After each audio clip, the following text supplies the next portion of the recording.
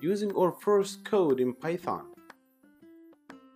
After installing Python to our computer, we go to terminal in our computer and type Python, or Python 3 is better. As you see here, Python is working well. Then try to type print and space and then apostrophe symbol and type hello world.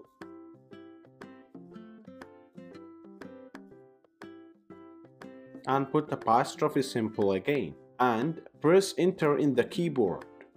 Very nice. As you can see here, Python printed hello world well. This is our first use of Python. Thank you very much.